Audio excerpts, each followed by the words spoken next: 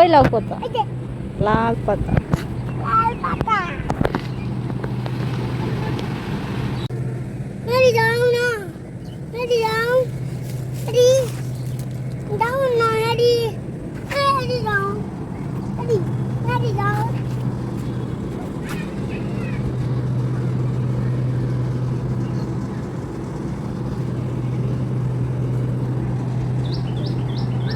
Ready. Kono.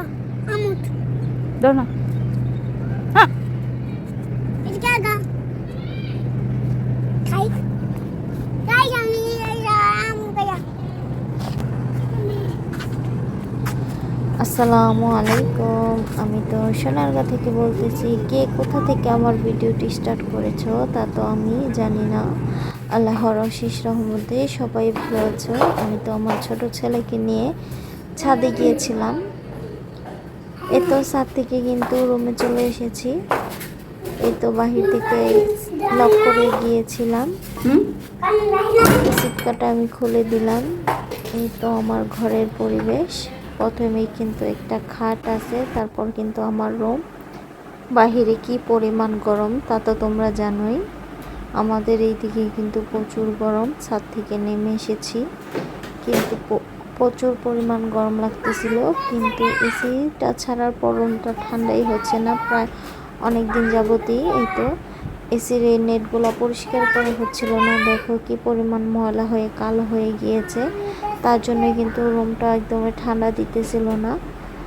আমি বলতেছি মনে হয় নেটটা অনেক ময়লা হয়ে গেছে, তার জন্য রুমটা ঠান্ডা হচ্ছে না। চলো এখনই এই এসিটাকে পরিষ্কার করতে হবে, না হলে কিন্তু রাতে আর ঘুমানো যাবে না। যেই কথা সেই কাজ শুরু করে দিয়েছি। এদিকে কিন্তু এসির নেটগুলো আমি পরিষ্কার করে লাগিয়ে দিয়েছিলাম। ভিডিওটা কেন জানি স্টার্ট হয়নি। আগে থেকেই কিন্তু হাতে মেখে নেহারি রান্না করতে বসিয়ে দিয়েছিলাম চুলার মধ্যে। প্রায় 4টা শীষ দিয়ে দিয়েছি। সব ধরনের মশলা দিয়ে পেঁয়াজ, আদা, রসুন, গরম মশলার সাথে তেল দিয়ে কিন্তু এই তো আমি হাতে মেখে নেহারিটা রান্না করেছি। এবার অনেকগুলা রসুন কুচি দিয়ে এগুলা বাগার দিয়ে দেব। সাথে কিন্তু রাতের বেলা রুটি রান্না হবে। রুটি গরম গরম রুটি হলেই রাতের খাবারটা চলে যাবে আমাদের ইনশাআল্লাহ। এই তো রসুনগুলাকে কিন্তু একদমই লাল লাল করে ভেজে নিয়েছি। আর আরেক চুলায় কিন্তু আমি আগে থেকে শীষ মেরে রাখার জন্য কিন্তু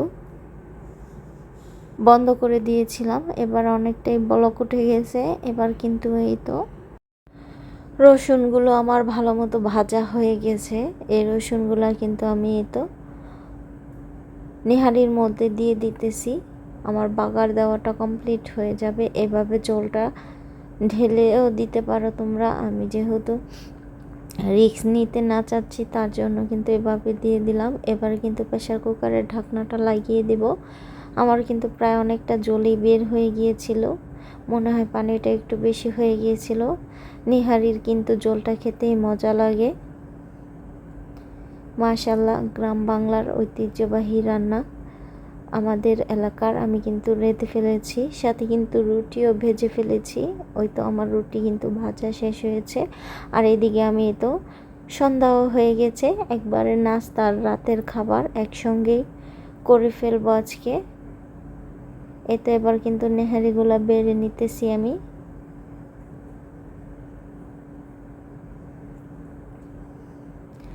আমার সুবিধার্থে আমি তো এদিকে টেনে তারপর কিন্তু বলটা চুলার উপরে বসিয়ে দিয়েছি, যেহেতু আমার একদমই ছোট রান্নাঘর তার জন্য। মাশাআল্লাহ, নেহারিগুলো কিন্তু দেখতে একদমই লোভনীয় হয়েছে, খেতেও অনেক মজা। মাশাআল্লাহ মাশাআল্লাহ, অনেক বড় বড় ছিল পাগুলা। এই তো আমি কিন্তু 4 পিস এখানে উঠিয়ে নিয়েছি শ্বশুর শাশুড়ির জন্য। ওদেরটা ওদের রুমে দিয়ে আসবো। এই তো আমি আবার সমানভাবে দেখতেছিলাম দোনোটা একই রকম আছে কিনা। 4 পিস দিয়ে দিয়েছি। 4 পিসে কিন্তু এক গরুর পা হয়। যেহেতু আমাদের 2 ভাগে কুরবানি দেওয়া হয়েছে, আমাদের ভাগে 2টা পা এসেছে, এক গরু ছিল তার জন্য। এই তো আমার রুটিগুলোও কিন্তু মাশাআল্লাহ রেডি হয়ে গেছে। লেবু চিপে খেতে কিন্তু নেহারি দিয়ে দারুণ লাগবে। ভিডিওটা দেখতে দেখতে পর্যায়ে যদি কেউ চলে এসে থাকেন তাহলে প্লিজ একটি লাইক দিয়ে আমার ভিডিওটি দেখা শুরু করবেন। আপনাদের একটি লাইকে কিন্তু আমার ভিডিওটি আরও 10 জনের কাছে পৌঁছাবে। আরও বেশি ভালো লাগলে চ্যানেলটিকে সাবস্ক্রাইব করে বেল নোটিফিকেশনটা অন করে রাখতে পারেন, তাহলে আমি ভিডিও ছাড়ার সঙ্গে সঙ্গে আপনাদের মাঝে পৌঁছে যাবে ইনশাআল্লাহ। যারা এই কাজগুলো করে দিয়েছেন তাদেরকে অনেক অনেক ধন্যবাদ। এই তো আমরা কিন্তু মা ছেলে খেতে বসে পড়েছি। এদিকে এই তো নেহারির ঝোলটা কিন্তু অসম্ভব মজা ছিল, সাথে কিন্তু রুটিও নিয়ে নিয়েছি। এই তো চামচ দিয়ে রুটি দিয়ে খেতে কিন্তু খুবই ভালো লাগছে। জলদি আগে রুটিটা খেতে খেতে আজকে আপনাদের কাছে বিদায় নিয়ে নিলাম। ইনশাআল্লাহ আবারও নতুন